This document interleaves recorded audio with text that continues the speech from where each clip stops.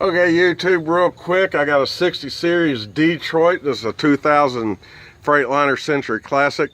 I'm going to show you real quickly how I changed out the Kysor fan clutch. Took me about 2 hours, saved me about 550 bucks. So what it's supposed to do, with air in the system fully charged and the key on, you should be able to get in here and turn this fan just like this. Should be able to spin freely. All right, that wasn't happening with the old part. So I went ahead, bought me a new Borg Warner. Cost me $430 with discount from a buddy.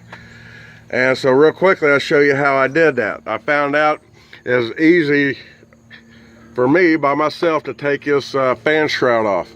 So what I did, I just took these bolts off right here, loosened these up down here on this side and the passenger side, moved the shroud back, and I took my Sawzall and cut it in half on both sides.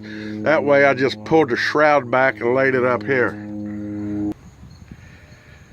All right, now we're on the passenger side of the motor, because I found it was easier for me because I'm right-handed to work over here. Now, remind you, I done took this bracket off, radiator bracket, pulled it back out of the way, and done loosened these bolts up here and cut the shroud, and that way just set back here. And with that shroud out of the way, there's plenty of room to get back in here to get these 6 bolts from this fan. Once I got the 6 bolts off the fan, there's plenty of room. Just don't damage your radiator to pull it forward and lift it up, and I set it up here on the top. Then right here on the clutch, you got 6 Allen heads screws that hold the clutch on. They was up here in the front.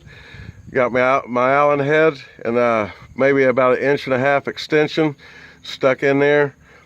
Pulled them off, and the clutch come right out. So when I stuck it back in, it was just everything was in reverse. I had plenty of room to stick my clutch back in there, tighten them back up, put my fan on, pulled the shroud over here, got it in place. What I had to do, once I took these brackets off, the radiator come up far a little bit, and the hose went lined up, so I got me a ratchet strap. I tied up here, brought it back here in the back, and I think I tied it up in here somewhere out of the way so it wouldn't damage anything. Kind of ratchet strapped it back a little bit to the hose, to these hose lined up, and set them back down there. Now I had to do the same thing on that side over there.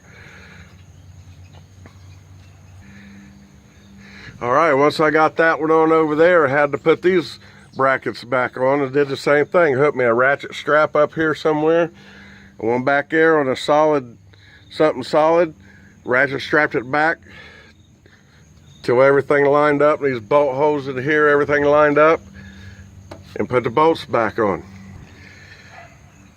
Once those bolts were back on and everything was good to go, I got in here where I cut it with the Sawzall, and I lined it up, and I drilled some holes in it and put some wire ties in there to repair the cuts on both sides to hold it all back together.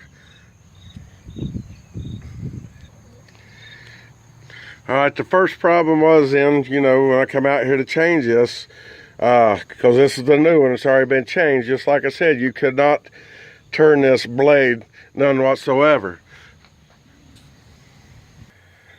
All right, so to test that, what you have to do to test it, whether it's good or bad, and so we know we got the good one on, I've got air pressure built up in the system. Just come over here, turn your key on, let your truck do what it's got to do.